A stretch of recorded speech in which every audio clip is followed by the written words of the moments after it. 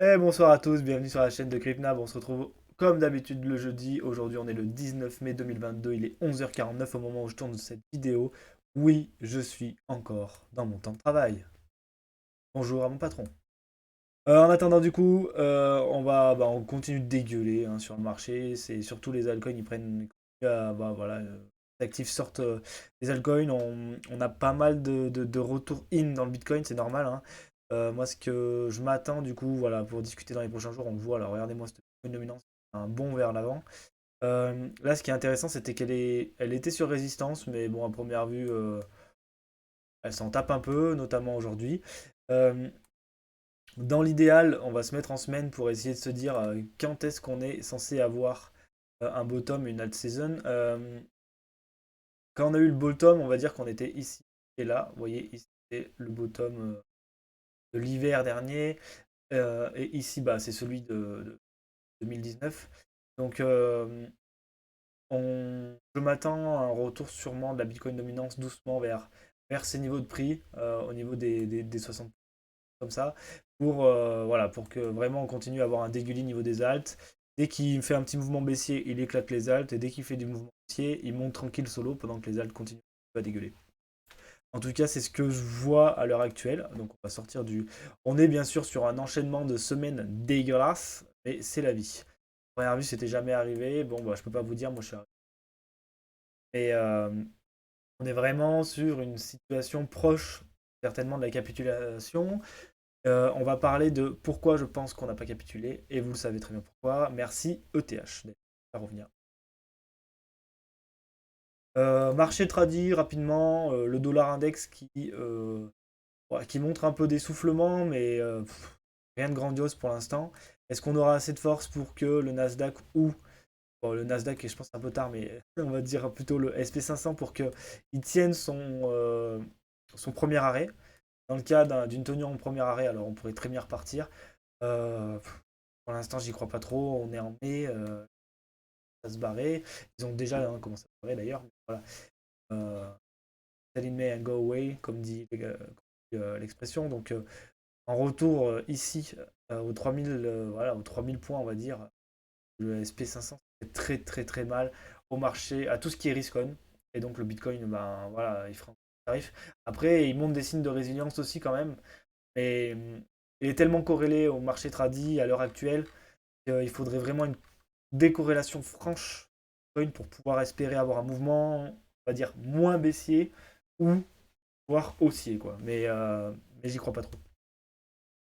Donc on va se placer. Donc là en une heure on avait vu un canal. Pour l'instant on résistait bien. Je pensais qu'il allait avoir un retour en haut du canal pour aller liquider les longues, puisque l'order flow bah, montre quand même qu'on est un peu épuisé niveau long, mais niveau short pardon. Donc autant on pouvait retourner en haut de ce canal, pas du tout. Pour l'instant on est dans on va dire un espèce de range à compression certainement. On va peut-être le voir en 4 heures. Euh, voilà, même pas, ouais, on peut parler d'une petite compression quand même, mais c'est normal, hein. Suite à un fort mouvement baissier, on va dire que le momentum il est épuisé, quoi. Donc les mecs, ils ont tapé un 100 mètres à la Usain Bolt. Allez, on va dire ou un 400 mètres, on s'en fiche, hein. Mais ils ont tapé un 400, là ils ont besoin de se reposer, à voir dans quel sens ils veulent repartir par la suite. En gros, c'est ça l'image. Point de vue order flow, donc pourquoi je parle de non-capitalisation encore? Bah, c'est simple. Donc on va regarder le Bitcoin, Ether et les altcoins en daily. Donc là on est en daily. Regardez ici. Donc là, ici on avait le bottom. On était entièrement dans le rouge avec un open interest qui montait, donc beaucoup de shorters qui se mettaient en position ici. On allait déglinguer. Hop, ça a recommencé ici. Retour dans le rouge. Réhausse ici des shorts. Donc ici, clairement, on est monté. On a commencé le départ avec des shorters en position. On les a déglingués. Ici, il n'y avait pas de volume. Beaucoup de mecs qui sont mis à longue. Passe, on a dégueulé. Ici, on a commencé à avoir un retour dans le rouge. On est reparti. Et là, on fait que faire des allers-retours. Donc, en fait, pour moi, le Bitcoin, il n'est pas si loin que ça d'un bottom, entre guillemets. Mais regardez ici, quand on a commencé à venir dans le rouge et à vouloir en sortir, on a quand même attendu mai 2021, juillet 2021, pour avoir une espèce de rallye d'été, comme ça arrive de temps en temps quand il y a beaucoup de retail qui se mettent sur le marché. Et que c'est les liquidations qui drivent. Donc ici, c'est ce qu'on semble commencer à avoir. Toujours pareil, on a un open interest qui est très haut quand même hein, par rapport au bottom qu'on a posé ici, qui était 110 000 d'open interest. Ici, on est à 180 000, c'est très très très élevé, donc il y a beaucoup de positions en levier. Euh, Certainement des shorts, mais aussi des longues. Pourquoi je parle de non-bottom ici? Bah, regardez-moi ETH, quoi. ETH, en gros, ici, vous avez eu le bottom du Bitcoin, donc en même temps avec Ether. Vous étiez dans le rouge au niveau funding avec des open interest qui montaient. Bon, après, niveau, on va jamais chercher très très bas. On a quand même des bottoms qui se posent proches des 50. Bon, vous voyez même en dessous des 50 ici. Donc, on a quand même un ratio long qui tend. Ça, c'est le BTC. My bad. Du coup, j'ai dit des bêtises sur le ratio long, mais en tout cas, ce qui compte, c'est le funding. Le funding très négatif sur les bottoms, les order flow qui montent, les open interest qui montent. On l'a aussi ici. Retour ici dans le rouge, on est reparti. On l'a eu un petit peu ici sur les bottoms, où on a à chaque fois tenté de repartir. Ici, on l'a eu un tout petit peu, on faisait des allers-retours. Et ici, qu'est-ce qu'on a? On n'a rien. Le funding est ultra positif. Alors c'est un peu ce qui me gêne parce que pour moi, un funding positif comme ça, sur ETH, c'est la seule chose pour moi qui nous freine, avec le marché traditionnel bien sûr. Si on se fixe que crypto, en soi, je regarde les altcoins pareil. Quand il y a eu le dégueulis de Bitcoin, les altcoins ils sont restés plats en open interest, un truc de malade. Donc c'est-à-dire que tout le monde était désintéressé de mettre du levier sur les altcoins, et ceux qui étaient en position, ils étaient en short. Regardez le funding, c'est négatif. Et ben ici, on a eu pareil. C'est pour ça qu'on a pu se faire un petit rallye. On est redevenu tout de suite bullish, hein. Regardez, open interest qui explose et funding positif. Boum, on punit tout de suite. Là, on a une de mini all season en fait dans cet endroit-là. Fallait en profiter et fallait sortir en fait pour le coup. Puis on fait un faux W weekly et on dégueule. Et là, on a un retour très intéressant de funding négatif. Toujours pareil, il ne faut pas oublier que ça a duré euh, 3 mois, 3 mois, 3 mois et demi. Ici, c'est que le début pour moi, donc on va dire que ça commence ici.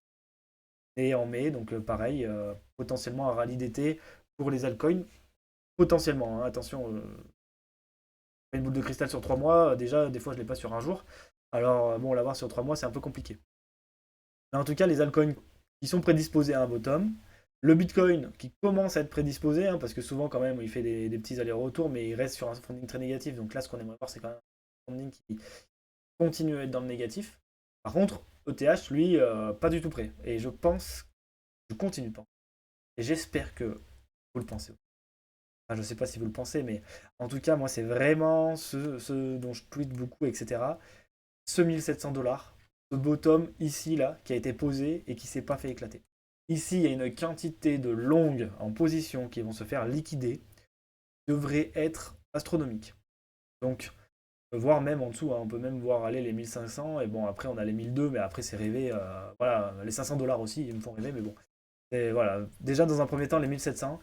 On aura liquidé tout ça, il y a la possibilité que la mentalité switch et qu'on ait un funding qui s'écrase et qu'enfin on pose un bottom comme on l'a posé précédemment. Mais tant qu'il n'y aura pas ça, il n'y aura pas de voilà, il y aura pas de bottom posé. Et donc qu'est-ce que ça veut dire? Ça veut dire qu'on va devoir avoir un mouvement baissier encore du Bitcoin pour pouvoir amener ETH à 1700 $. Donc c'est simple, pour un ETH à 1700 $, ça fait un mouvement de moins 11, moins 15%. Donc ça veut dire que le Bitcoin, c'est à peu près pareil. Et ça fait encore moins 30% sur les alts. Voilà, faut en être conscient. J'espère que vous l'êtes.